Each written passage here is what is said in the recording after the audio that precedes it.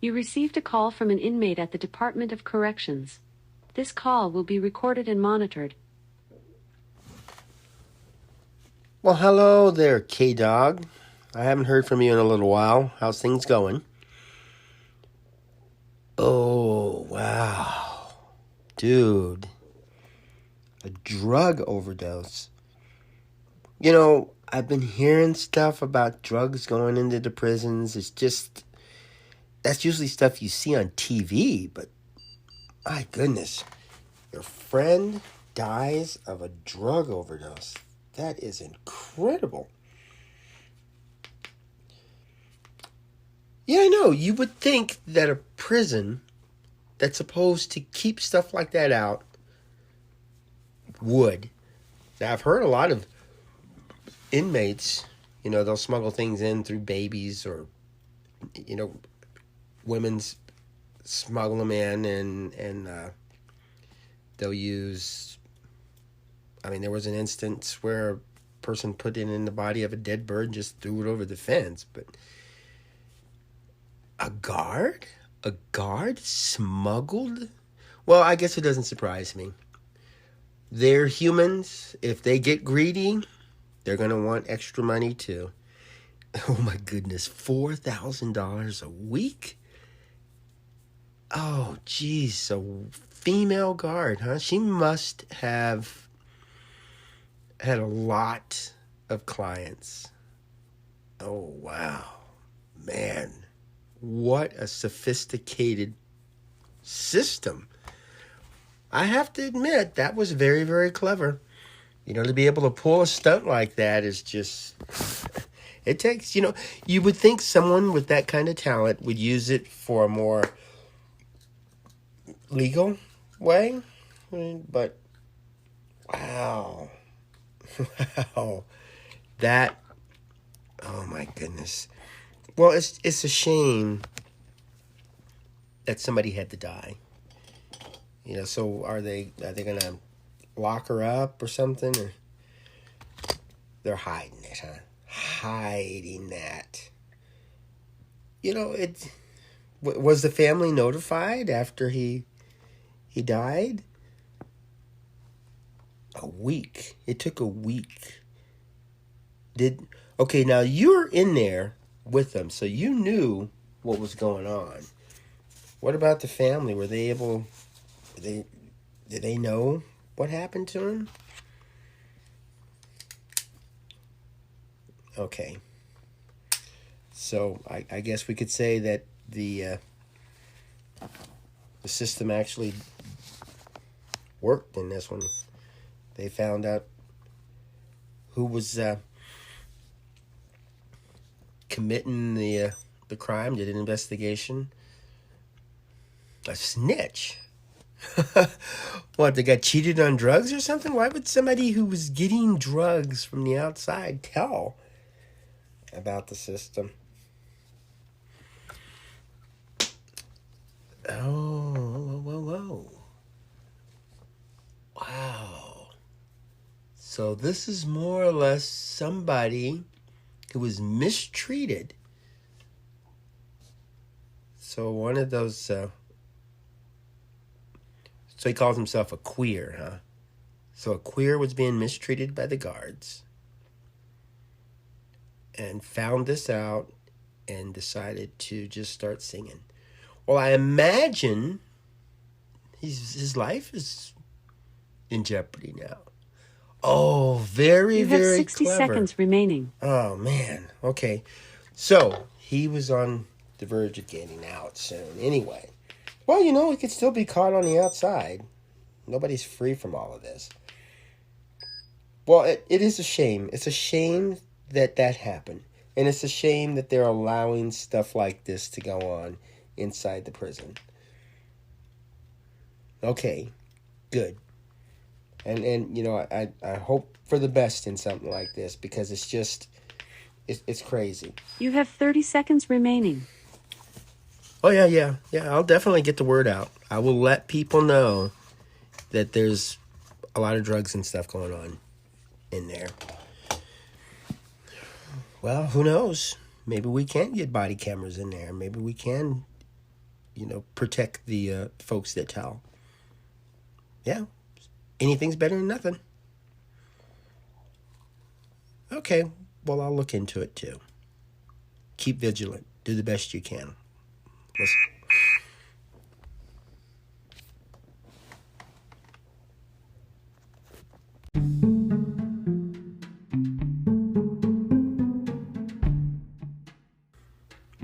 Well, hello, I'm Joel Wilborn, and welcome to AQS Inmate Call. I just got off the phone with K-Dog. He informed me that a close friend of his died of a drug overdose that was smuggled into the prison by a correctional officer. And this woman made upwards of $4,000 a week smuggling drugs in there. And it had been going on for a few years. And the only reason she was outed is because there was a gentleman in there, because of his sexual orientation, was treated very, very badly. And he decided right before he got out, he was going to expose the whole operation. And, he took that chance. And for some people, if you really believe in a cause, if you feel that you reach out and nobody answers, nobody cares, you're going to have to take matters into your own hands. You're going to have to do what you can to try to ease the pain, to try to make the situation a little bit better. And so, in this particular case, we had a terrible drug operation exposed, but a person had to die to get it, So, it would have been nice if this had been discovered before the death, before the introduction of all of these drugs. Unfortunately, during the investigation, after the fact, some things came out and somebody took advantage of the opportunity. So it just kind of lets you know that being in prison doesn't necessarily mean those criminal tendencies are gone, those criminal ways. It doesn't mean that you're going to straighten up. So you see, that's another thing about the prison. A person who deals in drugs, a person who is addicted to drugs, a person who is quite possibly just sad and depressed and looking for a way out. These are things that can be dealt with in a special way. We don't just lock them in a cell and think everything's going to be good. Drugs find their ways into jails. They find their ways into prison. They find their way into probably law enforcement and legislators and prison officials. It's an evil. I know. I was listening to a drug addict give a testimonial one time, and she was just saying that she did everything right. She went to the DARE programs. She spoke out against it with her friends and listened to her mother. Yet it wound up finding a way to overtake her. One of my friends, she said that she was working and going to school and trying to buy her supplies and support herself, and it was just overwhelming, and she was finding that she didn't have enough time to sleep. So one of her friends suggested, some illegal drugs help her get that little urge, a little sparks to pick things up for her. And, it got out of hand. She wound up getting addicted to it. She wound up getting into the sale and distribution. And she got in with the wrong crowd. And this wasn't because she's a terrible person and that she needs to be locked away till the day she dies. It just means that she was reaching out in the wrong place.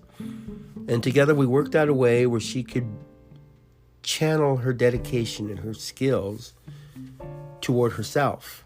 Instead of listening to others, she could listen to herself. She could tell herself, I have a goal and I'm going to reach it. And I'm going to do whatever I can to get there. And my challenge will be to stay within the law. That's a good thing.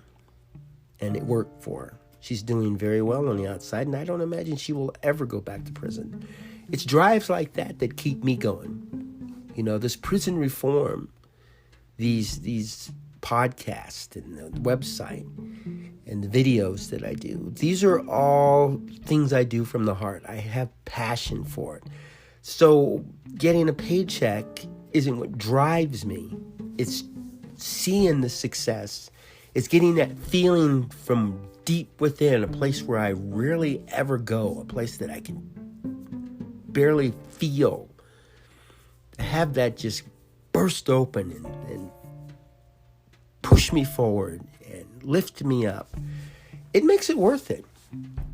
You know, yes, I could take my time to lie and cheat and steal or smuggle or get into crime if that's the urge that drives me, except it's not something that is enduring. You know, you don't want to be known for the greatest crime boss that ever lived. It would be nice to win a Nobel Prize. It would be nice to get community recognition, to have a plaque on your gravesite listing your accomplishments. You know, not something that you thrive for. It's just that it comes because you care. You have a big heart. And, you know, looking at folks that take advantage of other people's weaknesses, even when they're in a position to be helped. The man who died of an overdose, he could have been helped. How could you not know someone in a prison is addicted to drugs and still using drugs?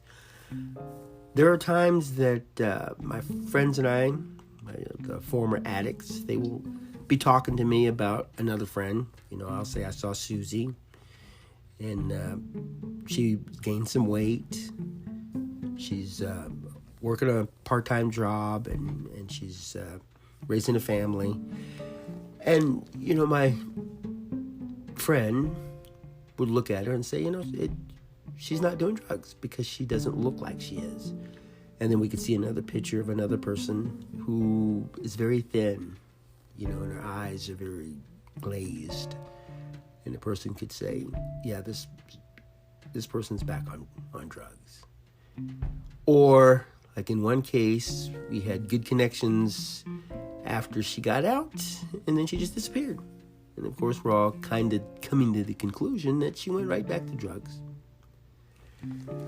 And sometimes the pressure is greater.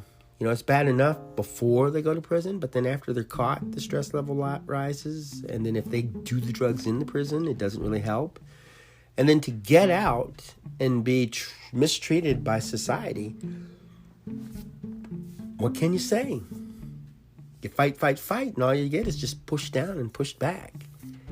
You know, what could we do to prevent this situation from occurring again? Give them more drugs? Throw them in prison and forget about them? Pretend that there's nothing wrong? You know, the things we are doing aren't working. We got to make a change. We got to get out there and show the community that we care. And it doesn't take a lot. Just listen. You know, just join a group. Talk to people. And so, once again, I'll remind you of OxyWord that's on YouTube. It's on the Joel Wilborn channel.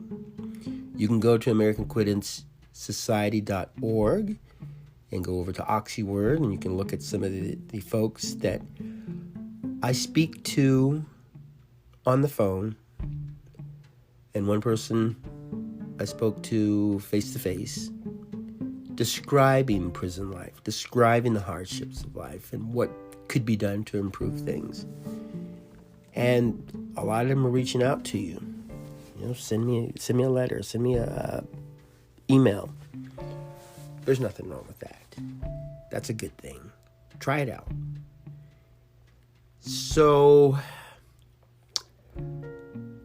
all I have to say is we are one big community.